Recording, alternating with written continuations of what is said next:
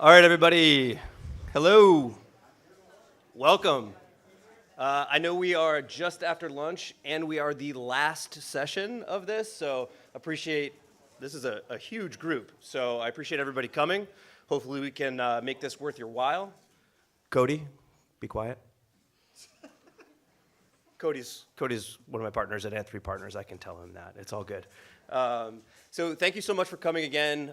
Thank you to SPIRE Academy, Steve here, for sponsoring this, as well as Outside, Inc. And then obviously thanks for Aspen for putting this all together. It's been a great show so far, and hopefully you'll find this a good capstone. Post this, we will also have a little happy hour afterwards in the main tent, so feel free to join us to kind of extend this and start to talk more about the problems and solutions that we're going to find in youth sports. So for those of you that don't know me, my name is Brian Finegan. I've been a part of Project Play since just about the beginning. I helped bring Amazon into it when I worked at Amazon in the sports team, and I've been in sports for about 20 years. Aspen has done an amazing job of mapping the problems that the U.S. youth face in accessing, in playing sports. And I think it's incumbent upon us as a group to kind of take those problems and start to synthesize them into, I know we say solutions here, but to actually address those problems in a material way. And so one thing I know is that everybody here wants to do that, but it's really hard. There are a lot of things that are blocking you from scaling your amazing idea, whatever it may be, whether it's a technology, whether it's something that you built around the corner that helps kids. It is really hard to scale something in youth sports because the data does not exist. It is in a silo. And what we're looking to do here is say, how do we open up the sports market so that it's not just focused on the top percentage of kids, that it's focused on everybody? And how do we use the tools that already exist in AI, machine learning, video games, other places that our kids interact with? How do we bring that technology into youth sports to become a tool for good, right? So how do we use video games that a kid is already playing to get them outside? How do we use an AI and ML model to take footage that already exists and make something out of it rather than just have it sit there? And so what you'll see today are an amazing group of folks. The first is just a panel that will talk about kind of some of the problems, but a lot of the solutions people are finding. And then we have a great 5 startups that will get up here. And these are startups that you can use today. So folks in this room, if you interact with kids, these are not like, hey, in 8 years, these might work. This is stuff today that you can use to either save kids' lives, in certain cases, and that's not hyperbole. There is a product here that can save kids' lives with a camera phone, and look at tactics, help kids play. So without further ado, I'm going to introduce John Nordby, who is the talker in the group. He's going to introduce our panel. Let's go, John. Thanks, Brian.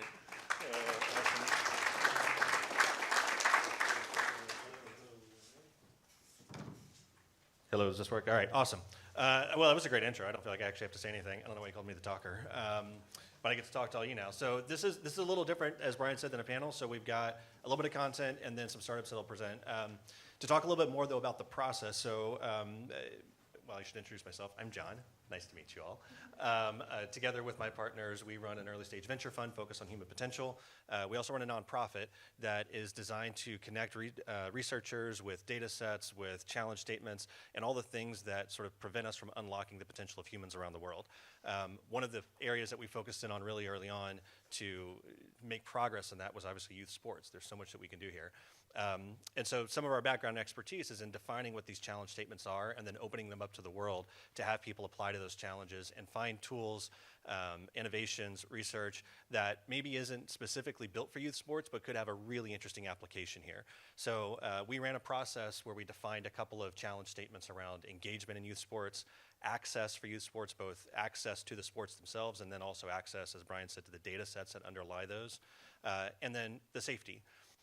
We looked at across our network, which encompasses defense innovation, industrial athletes, space commercialization, as well as sports, to try to find some of these applications that we could bring today and, one, talk about, but then also present to you later. So we're going to invite the panel up now. If our panel will come join us, we'll have a quick conversation around some of the the things that we're seeing that are currently, as Brian said, able to deploy today that can have a really good big outcome for youth athletes, some of the research that's being conducted in some of these areas, again, of engagement, accessibility, and safety, and then we'll have the startups come up and present as well. All right, so to start with, we've got a really awesome panel here, and even though I am a great talker, I'm not that great at knowing people, so instead of butchering their intros, I'm just going to have them all do it for us. We do have a lot of content we're going to try to get into a short period of time, so just one other housekeeping question. We're not going to open this up to any questions right now, but I do expect you all to have incredibly smart questions, and in the happy hour later, I'm going to be going around listening to see who is smart and who's not, so I'm judging you internally. And externally, I'm joking. But you can hold all the questions until the happy hour after. Everybody will be hanging around for that, and I encourage you to do that. We actually have a challenge I'd like to present to you all at the very end of this as well.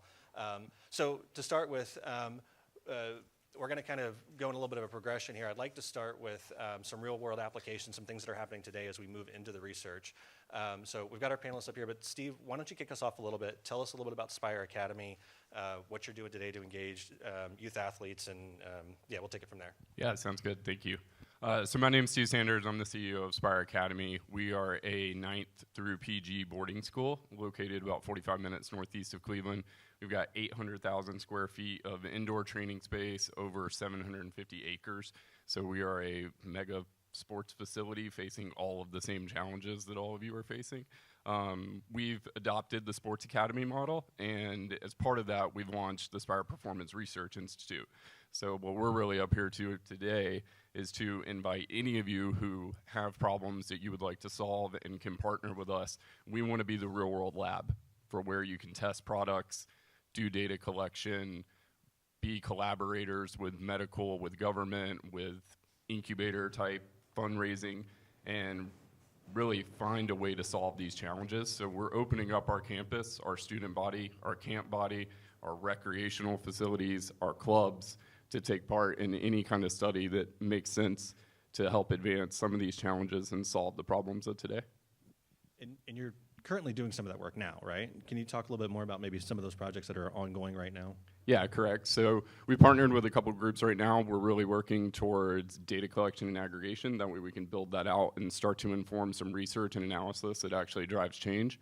The other piece is we're partnered with a startup called Lubu Technologies that has brought in force plate technology inside the shoe, and we're working with them on a safety study that will ultimately go towards injury prevention and concussion analysis in athletes. So we've launched that with our soccer and lacrosse programs, and are looking to expand that in future years. Awesome. And Brooke, to go this way. Yeah, Brooke, why don't you take it from there? Tell us a little bit. I feel like I'm on the Merv Griffin show, for those of you who are old enough. My name is Brooke Wurst, and I'm the co-founder and managing partner of Raise Partners. We are a consulting firm that works with organizations that are trying to do their good and helping you do it better through innovation. And innovation is not a synonym for technology. We want you to think innovatively from that etymological root of new, think differently. And we help organizations design a stack. If there is low cost and no cost existing technology, we recommend that. If there are gaps in that stack, we have an in-house team that will build proprietary solutions. And I will backtrack that one word solution. I think we use the words problem with a bit of arrogance. We have to stop problematizing youth and youth sports. There are needs, there are gaps, but if we continue to use the word problem when we talk about needs, it creates a scarcity mindset rather than an asset-based mindset, and each of us is an asset, and each of the communities we serve is an asset, and we try to engineer tools through that lens, because it is not up to me to decide that what I'm doing is a solution. It is up to the recipient or the person on the other end of a dyad to say that I no longer have that need, or I no longer am standing in that gap.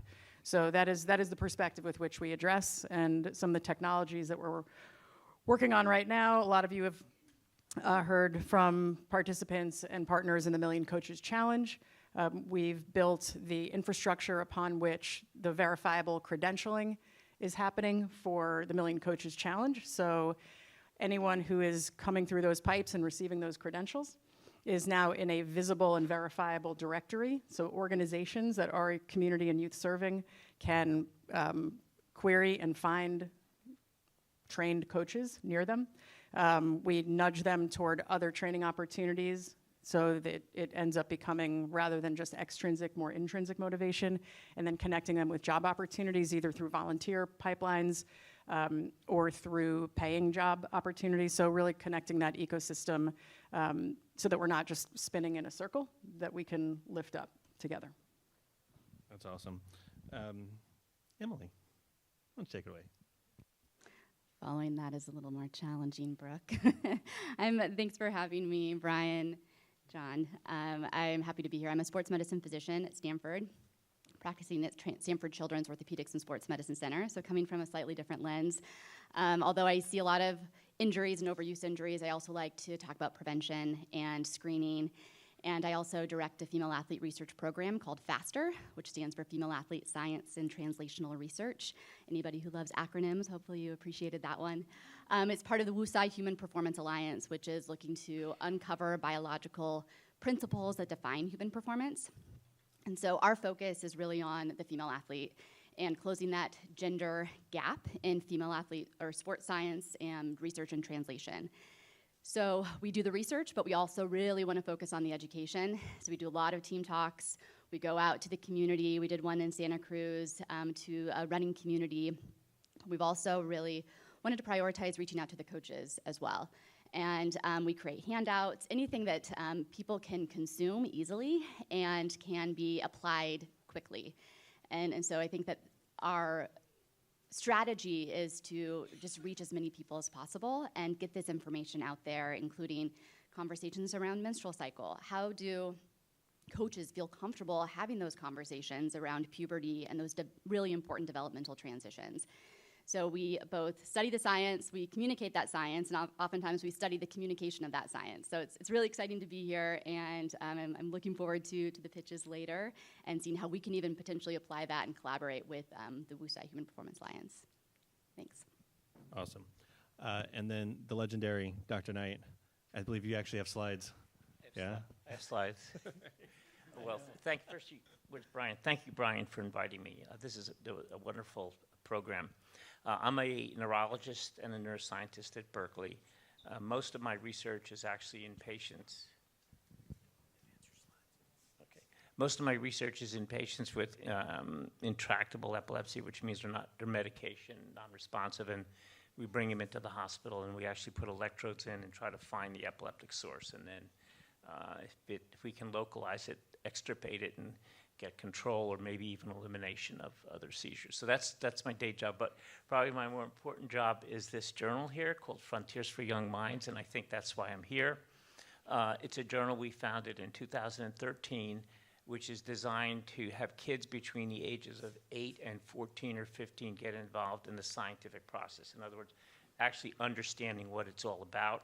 So what happens is you're a scientist, you publish a paper, or you want to do a review topic, you submit it to our journal. It's assigned to kids, either one kid or a group of kids or a classroom of kids, and they're paired with a mentor. The mentor's typically a PhD student or a postdoctoral fellow, and they take the kids through the article so they understand the hypothesis, the experimental design, the results, the analysis, the discussion, and so on. Then it goes back to the authors who have to revise it exactly the way the kids want it, and it's really easy. It's no wind editing, because if they don't do what the kids want, we just tell them goodbye. So anyway, you can see here. So articles are written for 8 to 15-year-olds. Again, the kids don't write them; they review them, and we've actually now are up to 12 million users. We're in 5 languages. We're hoping to expand into Spanish and Hindi. We have Hebrew, and then Arabic, English, Chinese, and French. And we also have been able to get, so far, 33 Nobel Prize winners to submit articles and get reviewed by the kids. And they're really, you know, what happens is the articles come out, so if a 12-year-old can understand it, this is not to demean anybody's intelligence, we all can understand it. So that's the goal. And as I mentioned, it's a very fulfilling process because the authors have to figure out how to write something that people actually understand. The kids are empowered, and the mentors, who are grad students and postdocs, really feel pretty good about doing, you know, public outreach. So it's a win-win. It's a win-win across the board. Every article gets a cartoon, so you can probably figure out what these articles are about. We have 8 sections: health, biodiversity, physics, astronomy. So there's the one in the top right is probably biodiversity. The one on the left is health, stem cell transplant.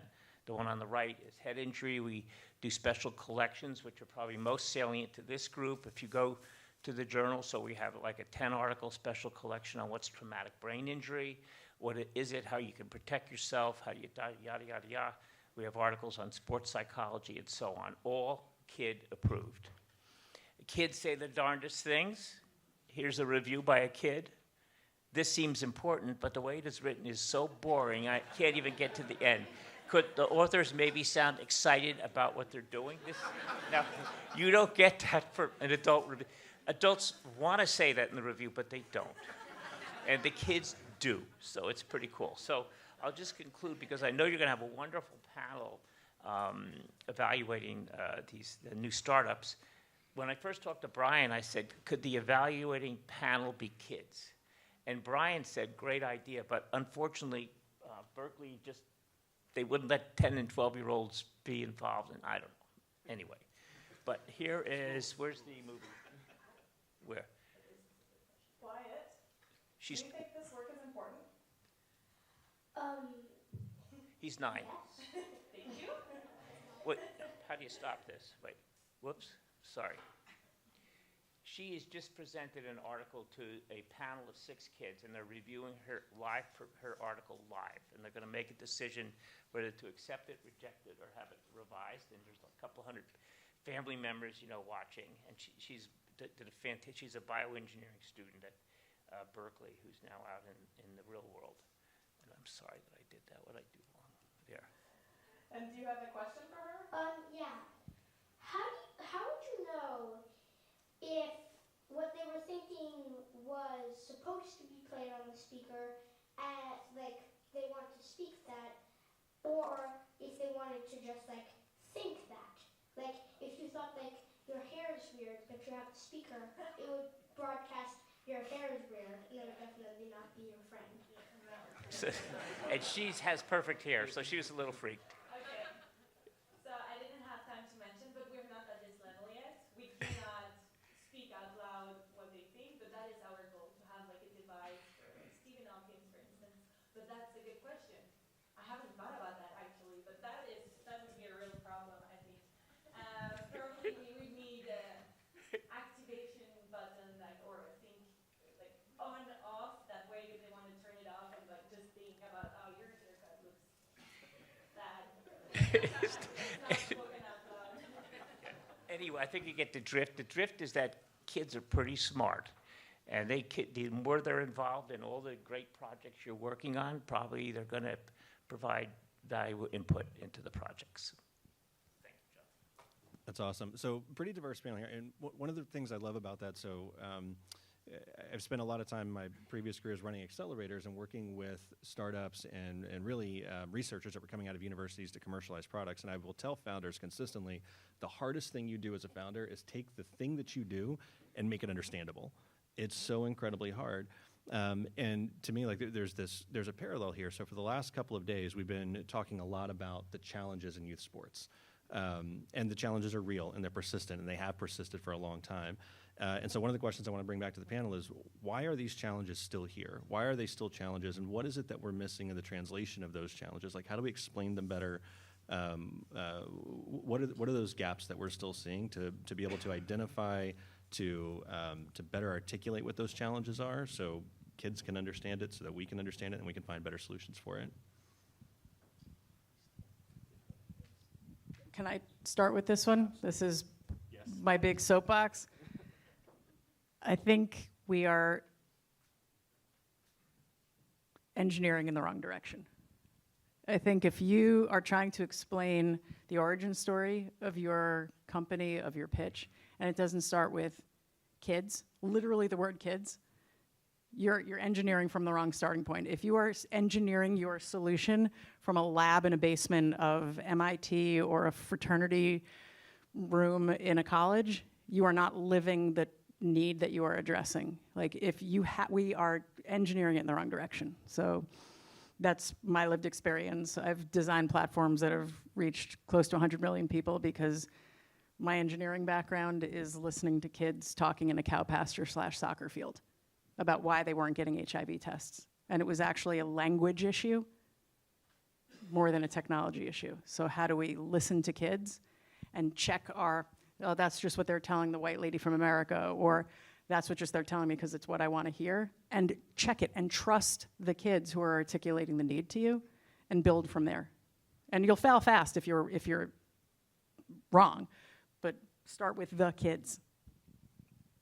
Yeah, I think the only thing I would add to that is fragmentation.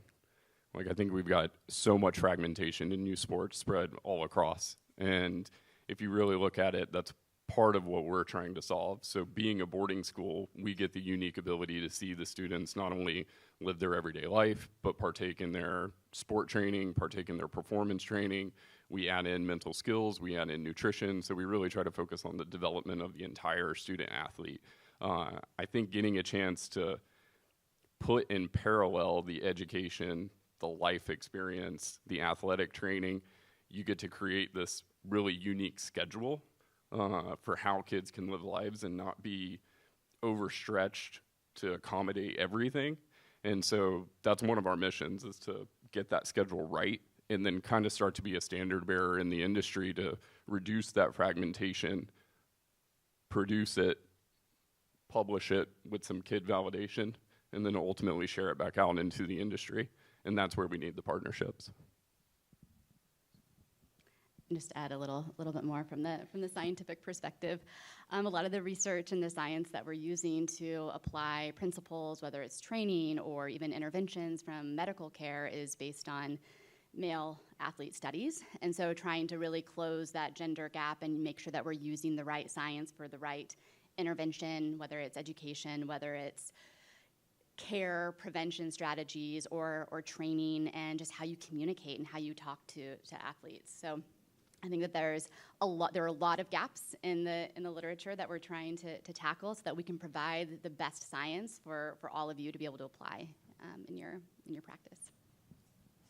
I think I'd like to just echo, I think the more you get kids involved in your process, the happier you're going to be. They're going to have insights.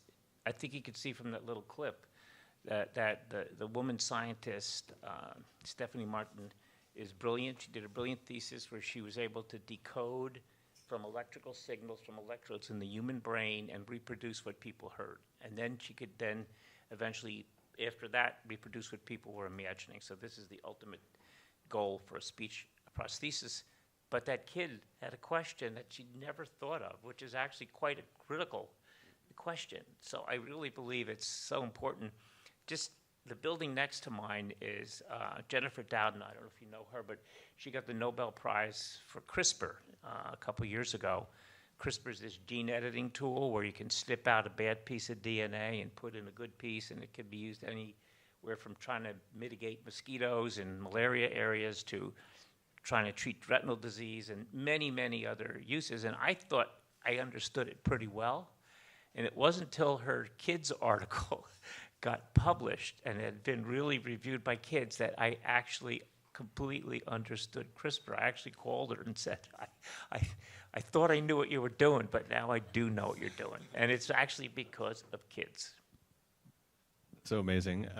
So you mentioned, Emily, there's a sort of this pretty distinct lack in just like the access to the data and the access to like the research that's happening. Double click on that for us a little bit. Why are these areas so understudied, so underfunded, and why have they been for so long? Get as political as you would like. I know. I was like, which direction do I want to take with this?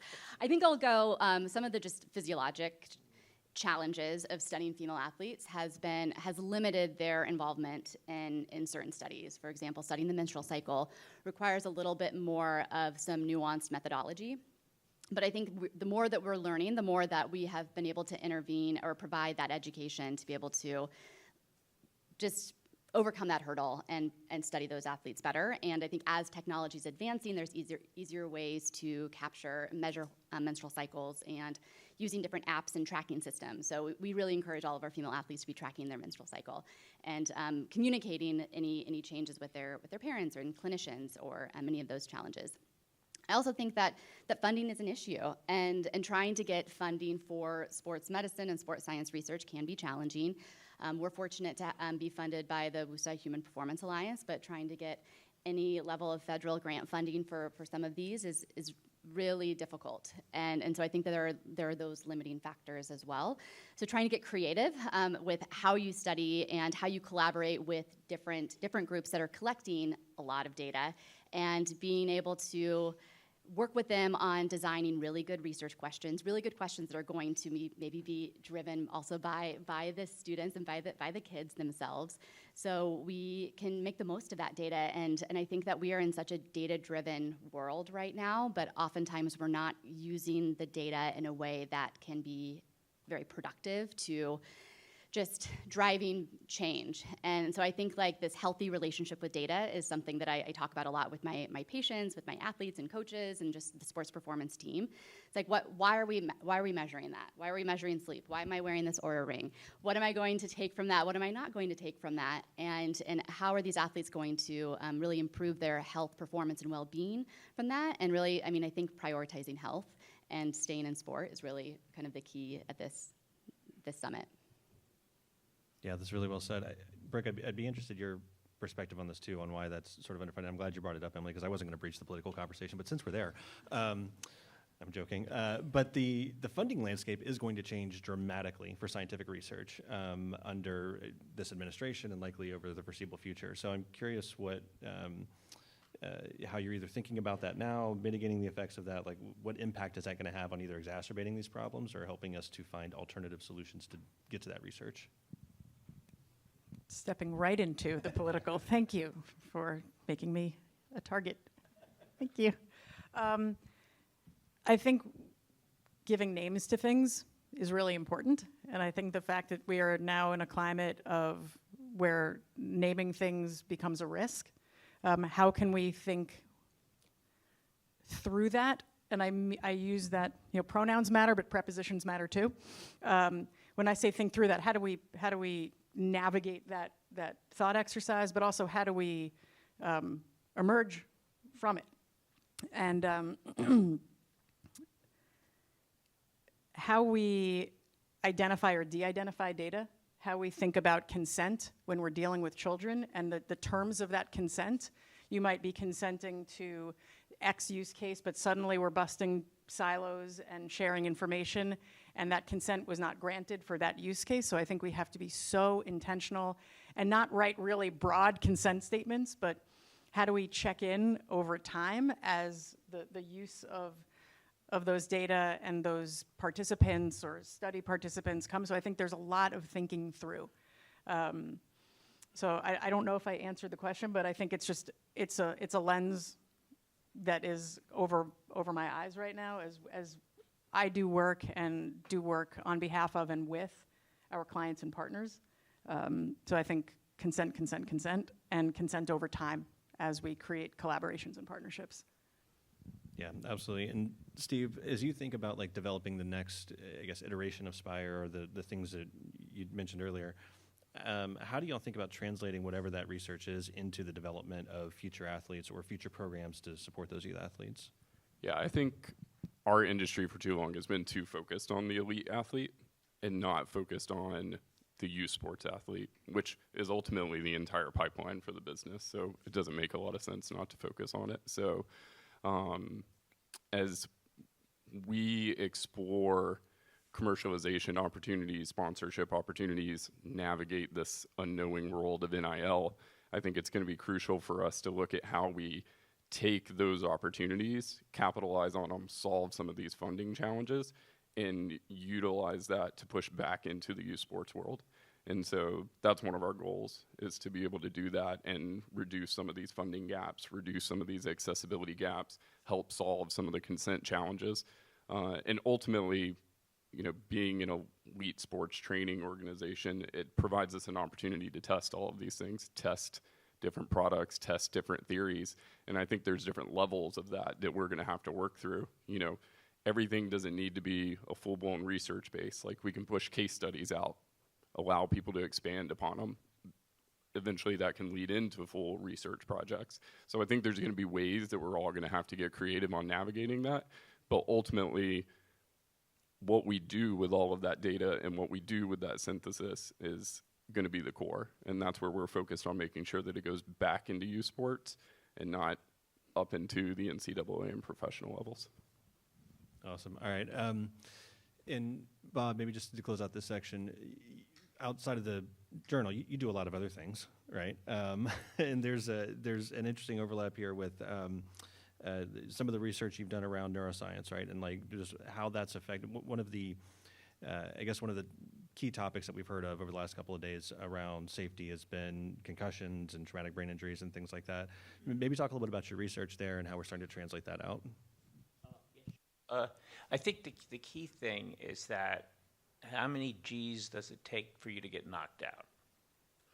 For an adult, it's 80 to 90 G's. For a kid, it's 50 G's. Why does that matter? It matters because kids' necks are not very strong till they're about 12 or 13. So if they get hit in their head is more likely to wobble, and the brain is more likely to bounce back and forth and hit these bony ridges in the brain. So I think in that sense, forgetting about the protective devices, I don't think kids should play contact football until they're at least 13. I think flag football is the way to go. What we've done, and I wouldn't call it my Berkeley research, but our startup company, we developed a new helmet to mitigate force, particularly rotational force. You know, impact force is straight on, but the worst force is anything that twists your head. Neurologically, you will seen it, or not, maybe some of you have, but a fight where the fighters punch 50 times right in the face, they don't go down. One cross comes in, their head spins, and boom, they're down. The brain cannot take rotational force. So that's what we developed a new helmet designed to mitigate rotational forces to the brain. It's interesting. I don't know if there's any football executives out here. When they came to look at our company, and we told them, we don't think kids should play contact football under 13. He said, we sell a lot of helmets to kids under 13. I'm going, okay, now I know who I'm talking to. And then I could go on, but I think the problem, there's a lot of talk about safety, but in fact, if you really look deeply into a lot of these industries, it's all about how much money they're going to make. And I'll just leave it at that. One more thing, because you talked about politics and funding. You know, I'm senior. I'm not going to be doing. I only have 2 more years left on my NIH grant, which has been running for 42 years. So I don't have a problem. But it's the people who are now in PhD programs who have the problem, because they're going, wow, they could be brilliant. They could be the next person developing CRISPR, and they're looking and saying, why would I want to go into academia? I maybe should go into industry, which is fine too. I don't have any problem with that. But I think we're going to have an unintentional, self-inflicted brain drain. Luckily, although kids are pretty sharp, I think kids in the range for the kids journal are probably not so aware of what's going on. But I know for a fact that the grad students and the postdocs on this campus are more than aware. And it's making them, they're making career decisions based not on what they could accomplish, but what are they being forced to accomplish. And by the way, if there are any scientists out here, and you do research on whatever, take a look at the Kids Journal and submit an article. You might find the review process really interesting. Just try to make the first paragraph not boring, because the kids will reject it. That's awesome, and it's such another interesting kind of underlying theme to this question of like, why are the challenges a challenge? And so much of it comes back to incentive alignment and how are people incentivized, how are organizations and institutions incentivized. I'm not going to ask you guys to go into that's another political. We'll save that for the happy hour, a couple drinks. I'll give you my thoughts on that too. All right, we're almost about to wrap up here. I'd love for before we bring some of the startups up. I'd love to hear from each of you, though, just what have you seen lately that excites you? So we spend a lot of time thinking and talking about the challenges. I think they're fairly well defined. The why the challenge is the challenge, I think, is maybe an ongoing question. But if we're to really think about the future and start to kind of lead into some of these great companies that we're going to see here in a minute, what's something lately that you've seen that really excites you about either the research that you're doing or things that are making their ways into the world that we should all be excited about and we should all know about?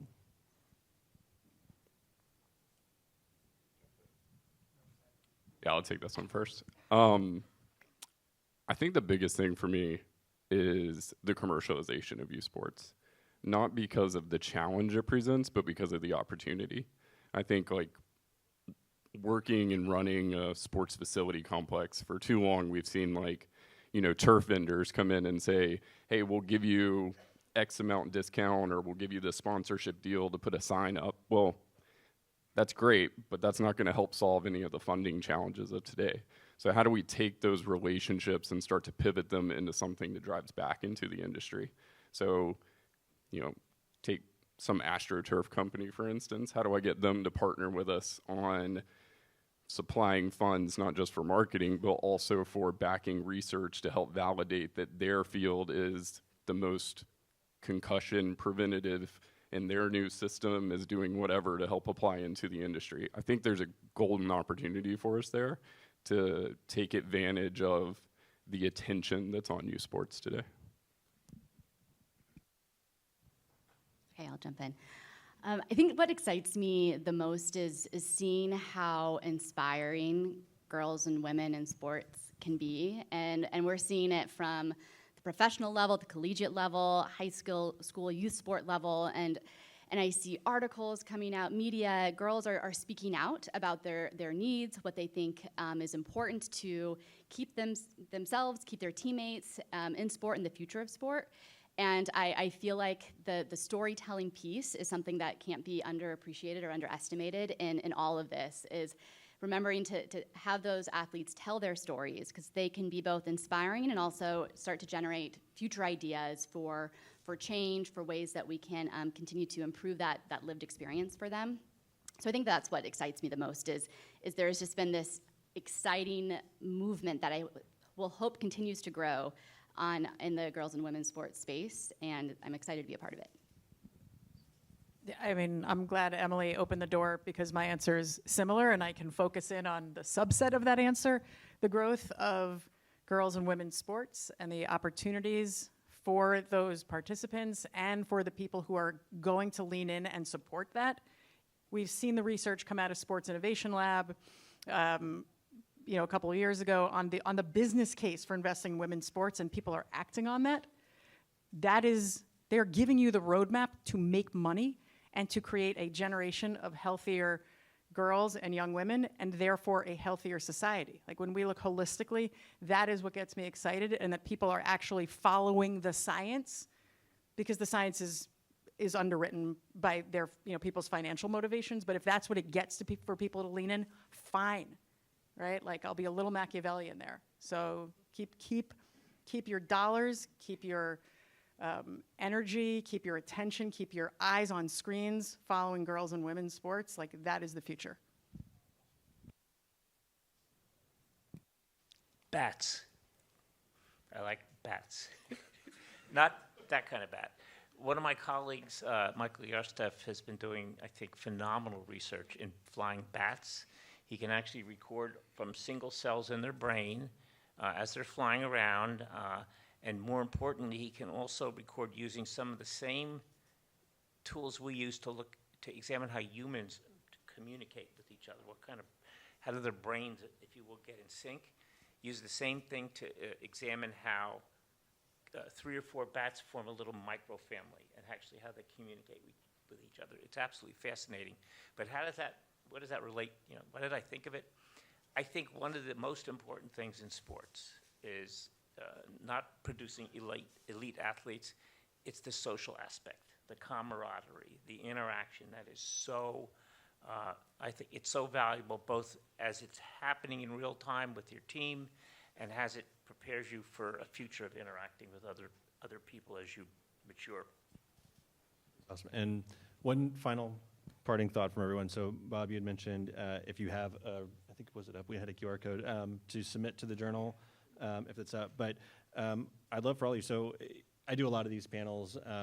They're always fun to get up here and talk and like make connections, things like that. What I hate, though, is coming to them and then walking out of the room and saying, hey, that was good content. So we're going to have a couple of challenges for you all at the end of this. But I'd love to open it up to the panel. Like, if you have a call to action and ask, how do we support the work that you're doing? How do we get people engaged? How do we get them involved? We'll figure out Bob's slides. Steve, why don't we start with you? Our director of performance, Bobby, sitting over there. Go talk to him. His team and everything is helping execute the studies. He's got a lot of experience, and so we're looking for partnerships and opportunity that will help drive results. Thank you. QR code for you can just find the kids' journal easily. And by the way, it's open access and it's free to publish. We didn't want it to be restricted to countries that don't have a lot of money. But anyway, the QR code will take you to some things that Brian has made accessible. I think we have the traumatic brain injury collection. It's actually the entirety of your sports collection. So all kinds of scan that QR code when it comes back up, and you'll be able to get access to it. But it's also, if you just go to Frontiers for Young Minds and look around, there's so much in there that may not be directly related to sport that you would love to share with your kids and read yourself, to be honest. A lot of it, I learned a lot reading through it. So take Bob's advice. And if your kids are interested in being engaged in the journal, they just go to the journal and they can sign up as a reviewer. The parent has to give parental consent for them to do it, and then eventually they'll end up with an article and a mentor. They can't really pick which of the different areas, physics or chemistry or sports or health, but they'll enjoy it because all the articles, we want the kids to learn about the scientific method, basically.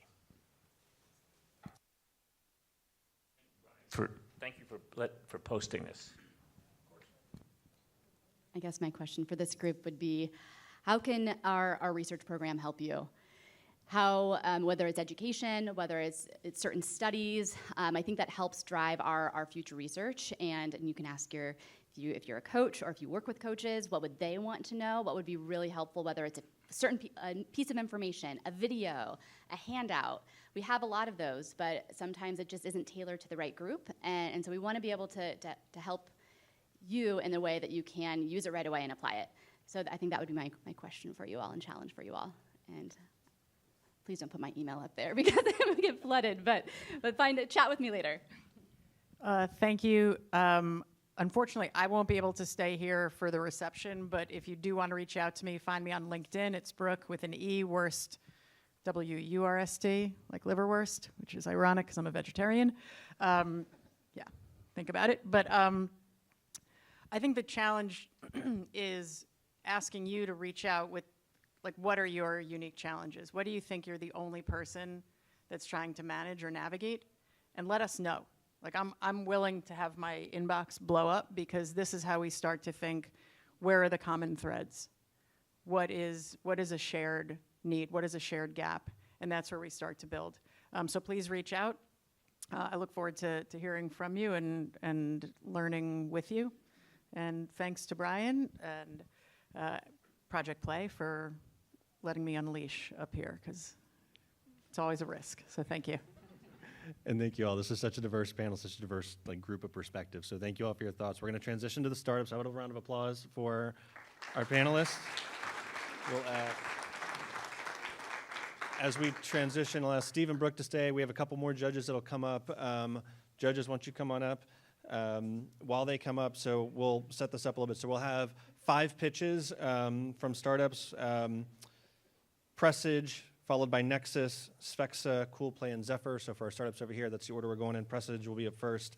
A little bit more about this process. So as I mentioned at the beginning, we put these challenges out. We looked through a diverse group of industry clusters, things that were adjacent to youth sports. So again, industrial athletes, the defense industry, and we had a large number of submissions from both researchers and startups. We whittled that down to the top 5 who get the chance to come and present here today.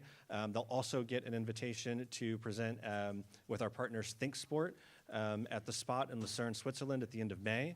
And we'll have some other benefits for them. So without further ado, let's actually meet our judges.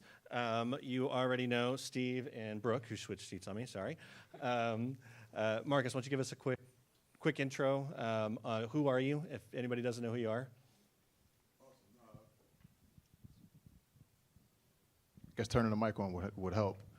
Marques Colston, run a investment firm called Champion Venture Partners. We invest across the sports value chain. In a past life, I played 10 years professional football for the New Orleans Saints. Spent about 7 years as an owner-operator in the Arena Football League, amongst a bunch of other stops. So just really excited to be here with you all today to attack what is a really meaningful challenge for a lot of us in a lot of different ways. Thanks, Marques. Patty? Hi, Patty Hubbard, Chief Marketing Officer of the Bay Area Host Committee. Proud sponsors of the track today for Bay Area Bold. I've really enjoyed this whole afternoon. Excited to hear from the startups, and thank you for having us. Awesome. And Kyle? Hi there, I'm Kyle. I lead corporate development at a company called Roblox. Some of you have probably heard of that.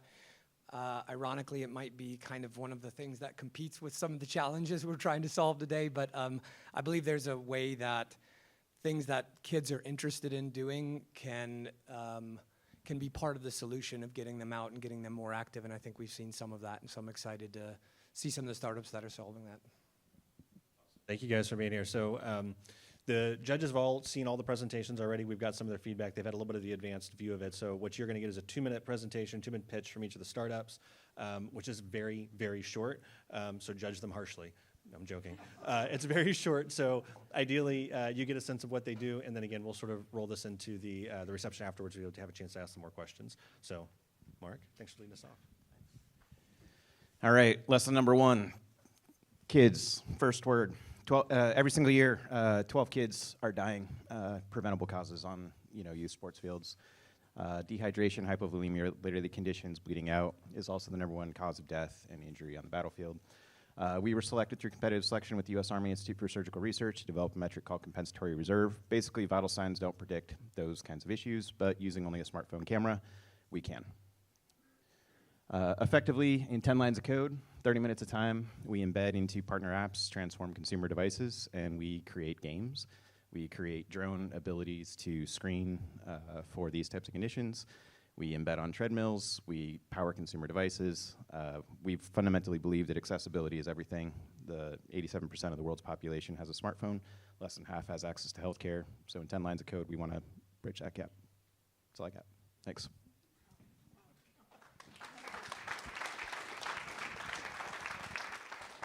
Awesome. All right, next up we have Nexus. Whatever you're comfortable with. Is this thing on? Was that 2 minutes or was that like 30 seconds? Do I have to go that fast? No, you get an extra 30 seconds. Okay, good. Let's get my slides up. This is not me. Let's get some Nexus slides. Oh, you got them there. Do I got them? What I did? It's next. Okay, Nexus Weather and Climate. So I represent a weather and climate firm. We are about 2 months in after launch. I have about 20 years experience doing this for the military, CIA, NSA, doing nuclear, chemical, biological forensics. And what I want to do is take some of the analytics that we did for DoD, developing intelligence, and bring it to the world who actually needs to make decisions based on weather. Some of the questions you guys might be asking out there on the field is, is the weather going to be too extreme? Is there risk of heat stroke, et cetera, for the kids?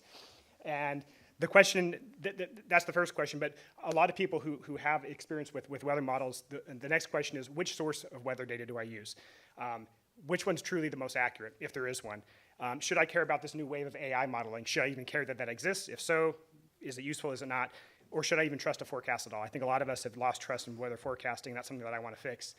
Really quickly, so when you look at the concept of the most accurate weather model. This is an example from one single weather model. What we do is we create ensembles of weather models. We give the individual models slight initial condition uncertainties and let those grow. So basically the model is telling us how accurate it is or how inaccurate it is. This is one single model, and this is each panel represents precipitation, about a 5-day precipitation forecast. The colors are precipitation type. The height is precipitation amount. That is one model showing you 20 completely different answers. There's many models within each nation, and there's many nations in the world. There's hundreds and thousands of different forecast models out there, all giving us different answers like this.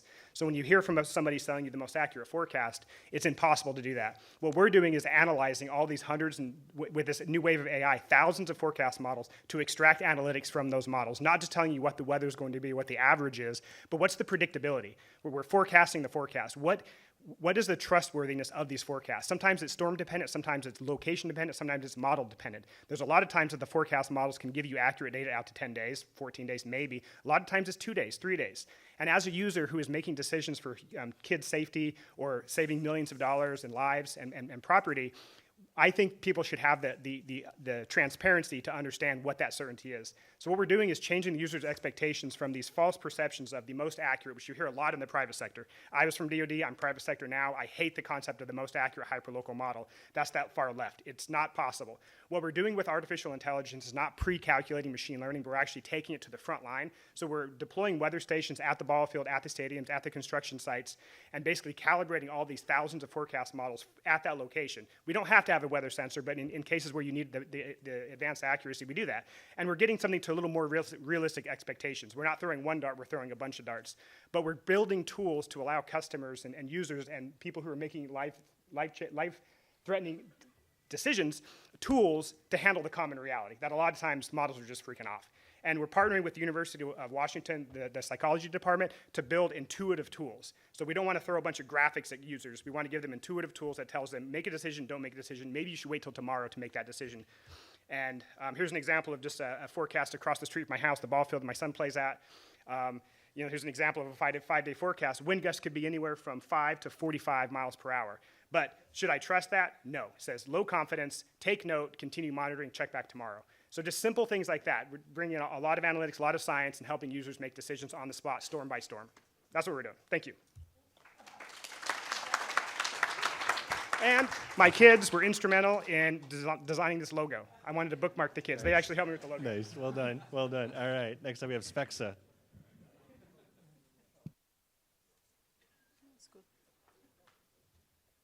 Yeah, so Spexa is a human performance company. Our product is the intelligence layer API, which we essentially license out to other companies within sport, health, and fitness, B2B, backend, and this intelligence layer consists of different modules.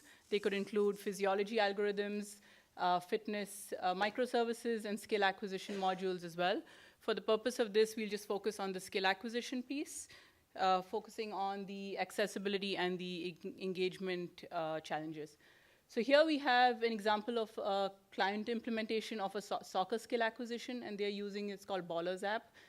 They're using it to provide personalized soccer training plans across different skill levels, and they're also using gamification as a way to enhance community engagement within the players and users on the platform. This is accessibility, so this is practice coach, so it's golf training.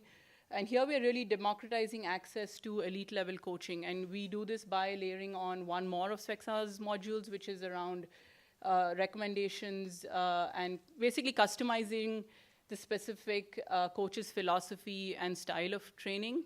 And so we're democratizing access to, again, to anyone who wants and needs this. This is Spexa's Project Play. Stands for Parents Leading Active Youth. And the idea here is really many times parents are the ones introducing kids to a sport, especially at the age of 5 to 10. This could happen in their backyard. This could happen at the local Y. It could happen at the local playground.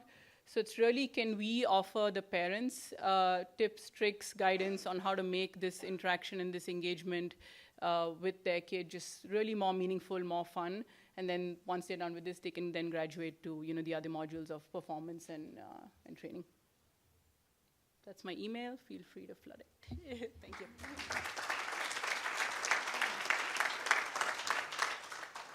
All right, next up we have Cool Play.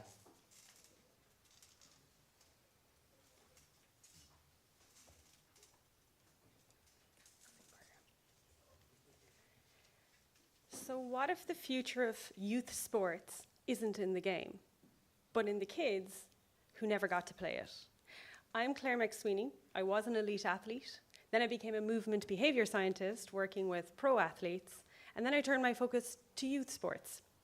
And what I discovered, a huge untapped market, 70% of kids who don't play sport at all. For them, sport isn't broken, it never even started. And that's why I built Cool Play with thousands of kids. Our AI-powered platform blends digital engagement, with real-world play, designed for these Gen Alphas, often labeled not sporty. We meet kids where they are, on screen, and then move them off screen. We build skill, joy through movement, a cool place for kids to play. We make real-world play feel like gaming. We call it hybrid play, a whole new category, where Cool Play sits at the frontier of sports, tech, and movement behavior for Gen Alpha engagement. And we've captured this proprietary data across thousands of kids, 3 continents, and leveraging AI, we understand movement behavior of these Gen Alphas like no one else. And here's how we scale it. Through our licensing model, turnkey, scalable, activating thousands of kids, and through our brand partnership model, partnering with sports brands, using our insights to build new kids product innovation, or to gaming platforms integrating real-world play with gameplay, creating a brand new monetization loop. We've built the product, we've validated the experience, we're leading and defining the category, and this isn't youth sports 2.0, it's hybrid play, how the next generation and this generation play. And we're unlocking the next wave of youth sports athletes and fans. And now is the moment for you to unlock it too.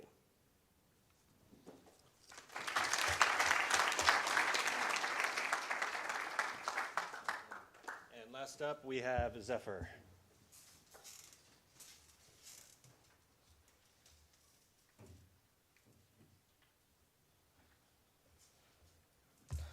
Awesome. Hello, my name is Pratik, and I'm the CTO and co-founder of Zephyr. Zephyr helps sports teams analyze their game video. Our software watches a video of a game and automatically generates any statistic. Let me tell you guys a story. For the last 14 years, my co-founder has been playing soccer and watching game film with his coaches. Before a game, he and his coach would watch 20 hours of opposition film to make a plan to win. And after the game, he and his teammates would be assigned to watch the entire film individually to improve their play. The reality, very few athletes, including my co-founder, get to watch the film at all. With a schedule full of, classes, other tournaments, other sports, as well as film being super boring to watch, it's no wonder many athletes never get to watch and improve the way that they should be. So we asked ourselves, recording film is super easy. What would it take my co-founder to be able to improve intelligently and consistently? That question is why we built Zephyr. Zephyr watches a video of a game and automatically generates any statistic. For every game, Zephyr automatically tags every moment and gives every coach specific insights with video-supported clips and data. For every player, not only do they get to see their stats and their moments, but they also get intelligent feedback and information tailored to their coach's playstyle. This means more than just seeing a shot or a pass or a save. They get to see things like good runs, progressive passes, and other things that their coach wants to focus on directly on our app, making their growth super easy and super consistent. You may be curious, how do we do it? We take 2 things. 1, your game model, which we learn by talking directly to your coaches. And 2, your game film from any camera, any hardware. After a couple days of development on our side, Zephyr software is ready for you, and in 8 to 12 hours, any game film you upload will be ready for you and your players to get their stats, clips, and insights directly. We're starting with youth soccer, and we've just launched for youth soccer and basketball, and we're hoping to make school coaches and club coaches who rarely have time to do film analysis because of all their other duties, able to serve and give detailed feedback to their athletes. Our goal is to democratize sports statistics and become the best analytics platform in the world. Our first customer was my co-founder's high school soccer coach, and we've expanded to other colleges and high schools across the nation. We want to keep serving them, take over their conferences, and start serving clubs and academies. This is our team. It's just me and my co-founder. He was an athlete and I was an ML engineer, and we both dropped out to build this full-time for the athletes in need. If you're interested in saving your coach hundreds of hours of manual work every season, and giving your players the best analytics possible, please come find me. We're looking to onboard 100 teams in the next month, and I'm super looking forward to working with you all. Thank you.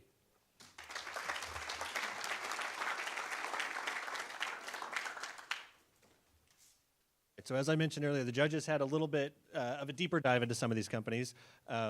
Steve, Brooke, I'm going to let y'all rest a little bit longer. She's been up here for a long time. Why don't we start with Kyle? Why don't you give us some of your thoughts on what you've seen, what's exciting, what you're excited for? Yeah, sure. I mean, all very exciting. I thought the mission of Cool, I think, is amazing. I think that's, I just think empowering kids that are maybe left behind by the common popular sports is amazing. It's interesting to think about, at least from my experience as a parent and a youth coach, how much kids love to create. And that's one of the things, speaking about Roblox, is it allows kids across the world to create things. So it'd be interesting to think about if Cool has, given some thought maybe to becoming a platform for creation as well. So actually kids creating their own games and empowering that as part of the platform and being kind of the technology layer. So that was one thing that jumped out. Love it. Patty, why don't we go to you? Sure. First of all, great job. 2 minutes is not easy to pitch your whole dream and everything you've done. So from the Bay Area Host Committee perspective, our mission is to unite the Bay through sport. Our plan is to build 9 sports hubs around the Bay. We want to bring these hubs to our 9 counties of the Bay. We want to make sure that these hubs are not only play spaces, but have the best of the best in technology. They have leadership programming. We bring everything we can. It's the Bay Area. We want to make sure we're incubating some of the best ideas. I can see all of these ideas being part of these hubs, so well done.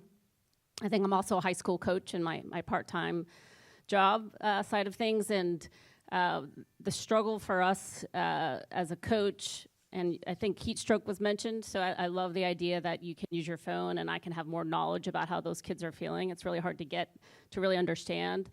I would layer in our air quality continues to be an issue, especially in the Bay with wildfires and everything. If there's a way to combine the weather with the monitoring of health, I think that would be amazing. I struggle as a coach. We're given a little bit of knowledge about what to look for with dehydration and training, and I'm often a little bit lost about how much I can push them on any given day. So anyway, food for thought, and great job. Awesome. Marques. So, and to echo their sentiments, you guys did an amazing job pitching in 2 minutes. I don't envy that position at all.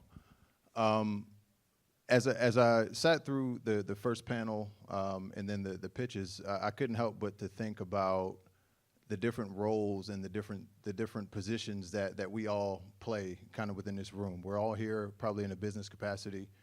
But we've probably engaged in sports. We probably have, our kids or our family members engaged in sports.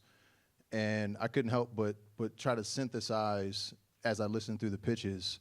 And Cool Play really spoke to me in a different way, in that it's really addressing the largest addressable market that there is, that 70% that is not really engaged in traditional sport. And someone that came in as with my investor hat on, I couldn't help but swap and put my dad hat on, and think about my daughter, who is an avid Roblox fan. But she's became flag football became her favorite sport because it's unstructured and it felt like recess. And when I look at Cool Play and the platform that you've built and the mission, it hit me in a different way, in that we sometimes have a tendency to put our traditional views of sports onto our kids. And as the digital natives that they are, as the Gen Alpha that they are, it just hit me as a platform that it unlocks sports in a different way, and it unlocks and it kind of redefines the term athlete. And the other platforms and the other companies, they're solving really big challenges in their own right. But Cool Play just it challenged me to redefine the way that I look at athletes, the way that I look at youth sports, and that was, as somebody that kind of made my hay in sports, it's not an easy thing to do.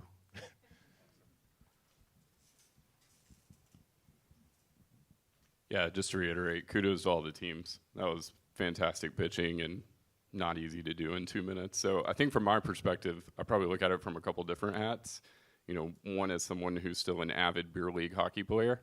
And then I have 4 kids that are all in youth sports. And then obviously working at SPIRE, there's a couple different perspectives there. But I think the biggest thing, and I talked about it a little bit earlier, is the fragmentation. So how do we look at interoperability with these apps? As a parent with 15 different apps across 20 different leagues, and then from a sports facility operator, investing in certain technology stacks, certain hardware, how do we look at the interoperability of all of it? That way, the streaming service has the health monitoring built into it, which then has the weather alerts coming into it.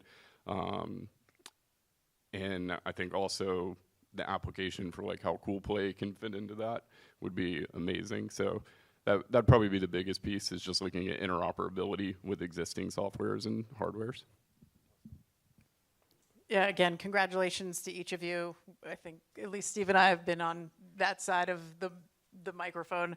And in my role as someone who started an SBYD program almost 20 years ago, like there is value in each of these platforms that I could imagine using in the community-facing work that I was leading, and in my current role as someone who's helping to advise organizations. There is a real role for each of these platforms and each of these companies in different organization stacks. A lot of the lenses are health and safety. What's the scalability? So I think, Steve, when you talked about interoperability and how can they plug in, because I don't need a scheduling app and this, like how can they plug in? So that's just something that I would encourage also to think about. But these are all things that I'm looking forward to following and recommending and keeping in touch with each of you. So congratulations, and I'm excited to see what happens next. Awesome. Well done. Good job again, guys. Thank you to our judges. I've been teasing this all day, so here's your challenge. Before we release you to go have a drink or meet somebody new, the challenge is just that. It's to meet somebody new. We've had a lot of content. Hopefully some of this has inspired you to think a little bit differently about what sports is, why it affects all of us.